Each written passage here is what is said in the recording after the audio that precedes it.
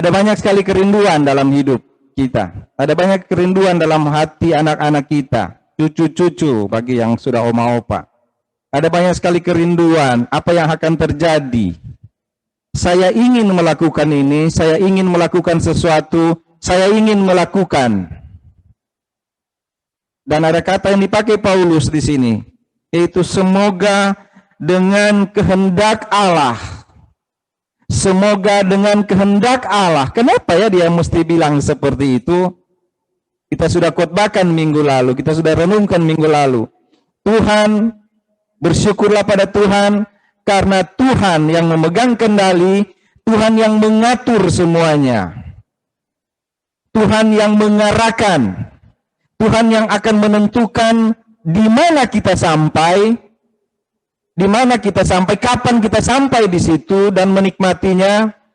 Tuhan yang menentukan. Oh, jadi kita diam-diam aja? Bukan. Kita bagian berjalan, dan ketika Tuhan bilang, dari awal hidup kita, Tuhan sudah tahu, bahkan tentukan, kamu nanti berhenti di situ. Tugas kita hanya berjalan saja. Dan setelah tiba pada kehendak Tuhan, disitulah kita berhenti. Kita nggak punya kuasa apa-apa untuk memperpanjang atau memperpendek. Tidak punya. Itulah yang dimaksud oleh Paulus ketika dia menggunakan kata semoga dengan kehendak Allah. Seorang hamba Tuhan pernah menegur saya ketika saya sudah cerita, ketika kami berpisah, lalu saya bilang ke dia, ya nanti semoga kita ketemu lagi ya besok. Oh, dia bilang, Pak Pendeta. Bukan Pak Pendeta, waktu itu saya masih mahasiswa. Dia bilang, Son, nggak boleh, anak Tuhan nggak boleh pakai kata semoga. Nggak boleh kata mudah-mudahan, karena kalau kau pakai kata mudah-mudahan artinya tidak yakin. Nah, kalau tidak yakin sama dengan tidak percaya. Oh, jadi bagaimana? Mesti bilang pasti. Oke, kalau begitu. Pasti kita ketemu, Pak. Dan kita nggak ketemu. Kenapa? Nggak ada angkot waktu itu. Jadi ini saya bilang ke Bapak itu, nggak bisa kan saya bilang pasti, karena hidup saya tergantung angkot. Ya kan? Kalau ke surga, saya pasti.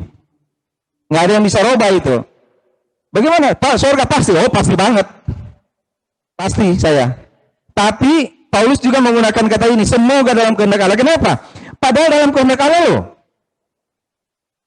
Ya, padahal dia mau sekali, itu kerinduannya. Nanti saya akan ke Spanyol, gitu ya. Mampir kepadamu. Nanti kalau kita baca terus di situ ya. Nanti kita akan, aku pengen banget sampai kepada kalian di Roma. Saya pengen. Kenapa Paulus ingin ke Roma?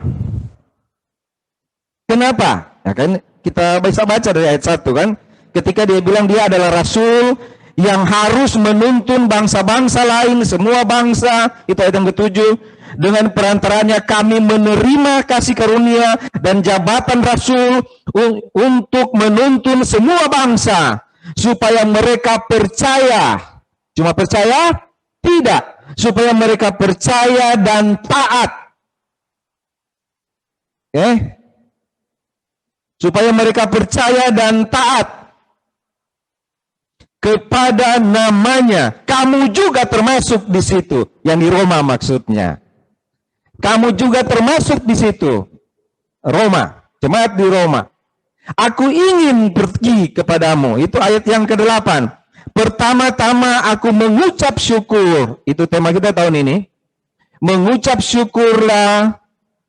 Tetaplah mengucap syukur karena Allah memegang kendali. Karena Allah yang mengontrol seluruh hidup kita. Dia bilang di sini, aku mengucap syukur kepada Allahku oleh Yesus Kristus atas kamu sekalian, sebab telah tersiar kabar tentang imanmu di seluruh dunia. Belum sampai di Tagulandang itu. Ini Ibu Upi kemarin dari Tagulandang. Jadi kau bilang seluruh dunia waktu itu, belum termasuk Ngemul dan Kedungungu, Tagulandang, Nganjuk, belum. Yang dimaksud dengan seluruh dunia ini waktunya daerah-daerah kekuasaan Romawi ya. Ya waktu ini. Nanti kita pikir, waktu udah sampai Sangir dong waktu itu. Bukan itu. Di sini waktu ini seluruh dunia yang maksudnya itu yang wilayah yang dikuasai oleh Romawi. Karena Allah yang kulayani dengan segenap hatiku dalam pemberitaan Injil anaknya adalah saksiku bahwa aku dalam doaku selalu mengingat kamu. Itu baru ayat 10. Aku berdoa semoga dengan kehendak Allah aku akhirnya beroleh kesempatan untuk mengunjungi kamu. Aku ingin mengunjungi kamu. Kenapa ya dia bilang aku ingin mengunjungi kamu? Jawabannya sederhana, saudara. Paulus belum pernah ke Roma. Dan bukan Paulus yang mendirikan jemaat Roma. Kalau saudara baca di pasal 16, nanti kita akan diskusi gitu untuk teologi dispensasinya. Di situ dikatakan begini. Saudara boleh lihat ya, 16 ya. Jadi ada saudara-saudara yang telah menjadi Kristen sebelum aku. Ada. Padahal Rasul Paulus adalah rasul untuk bangsa-bangsa bukan Yahudi, pendiri. Tapi dia bilang ada orang Kristen belum aku. Nanti kita bahas di ya. Semoga aku dalam kehendak Allah beroleh kesempatan untuk mengunjungi kamu. Dia belum pernah ke Roma. Nanti di ujung dari khotbah ini kita akan lihat Paulus sampai di Roma. Dalam kehendak Allah yang dia minta itu. Ya. Dalam kehendak Allah yang dia harapkan itu. Semoga dalam kehendak Allah aku akan mengunjungi kamu di Roma. Aku ingin sampai di Roma. Karena dia belum pernah ke Roma. Bukan dia yang mendirikan jemaat Roma. Tapi tugasnya adalah menuntun semua bangsa untuk percaya pada Yesus dan taat dalam namanya. Jadi Roma termasuk di situ. Itu sebabnya dia rindu. Dia rindu untuk ke Roma. Kenapa? Karena, mari kita mulai di sini. Kita bahas ini ya. Karena Allah yang kulayani dengan segenap hatiku dalam pemberitaan Injil anaknya adalah saksiku bahwa dalam doaku, aku selalu mengingat kamu. Aku selalu mengingat kamu dalam doaku. Aku ingat kamu dalam doaku. Kenapa? Kabar tentang imanmu telah terdengar atau tersiar ke seluruh bumi, ke seluruh dunia. Kabar tentang imanmu. Hebat banget ya. Paulus ini masih melayani. Ini dia tulis di Korintus ini apa surat Roma ini. Dia masih melayani, jalan-jalan dalam pelayanan. Sudah ada orang Kristen di Roma, saudara. Tubuh Kristus itu nanti kita diskusi. Ya. Sudah ada jemaat di Roma. Dan sudah terdengar, sudah tersiar iman tentang orang di Roma. Tentang orang Kristen di Roma kepada Paulus. Dan aku ingin pergi kepadamu. Selalu aku berdoa, kata Paulus. Hebat banget di jemaat Roma. Sudah tersebar itu Injil. Pada waktu Paulus sedang melayani. Itu soalnya Paulus bilang, aku mengucap syukur kepada Allahku. Setiap kali aku mengingat kamu dalam doaku. Saudara, Paulus dalam pelayanan, tetapi dia mendoakan jemaat di Roma. Saat dia sedang melayani, dia mengingat jemaat lain.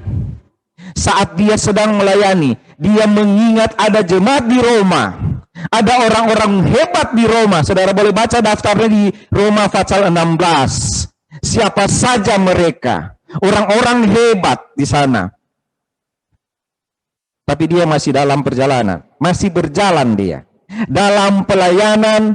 Nah, ini dia pelayanan. Enggak cuma begini. Di BSD terus. Di mana terus. Ini ada Erlita. Aku saudara lihat itu dia koordinator. Kita koordinator pelayanan di Luwuk, Morowali, dan mana-mana kali itu. Banyak sekali itu dia, undang orang. Ya, coba kalau dia cuma mikir ini aja, dia mikir Luwuk aja. Hah? Tiba-tiba ada orang dari kabupaten lain ikut PA itu. Ya. Oh, dia sudah mempraktikkan apa yang Paulus lakukan. Dalam pelayanan, dalam perjalanan pelayanan dia berdoa untuk jemaat lain. Jemaat BSD, berdoakan buat jemaat lain. Masihkah ibu bapak berdoa pada setiap hari pokok-pokok doa yang disampaikan? Bagaimana ini? Oh iya Pak.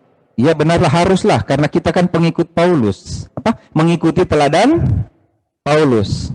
Teladan Paulus adalah, salah satu adalah dia mendoakan jemaat, dan yang kedua dia merindukan bertemu. Jadi nggak cuma gini, nggak cuma berdoa, tapi dia juga rindu dan doanya itu dengan ucapan syukur. Saya mengucap syukur kepada Allah, aku mengucap syukur kepada Allahku oleh Yesus Kristus atas kamu sekalian. Karena tersiar tentang imanmu, hebat banget, mereka punya kesaksian. Tersiar tentang imanmu, bagus sekali mereka. Nanti saudara lihat, Paulus rindu ke sana untuk apa? Untuk melihat jemaat yang bagus itu, supaya jemaat yang bagus itu mendapat berkat dari kedatangan Paulus, dan Paulus mendapat berkat dari situ. Timbal balik. Itu namanya orang percaya. Itu namanya persekutuan. Itu namanya tubuh Kristus. Itu yang Paulus sedang tunjukkan di sini.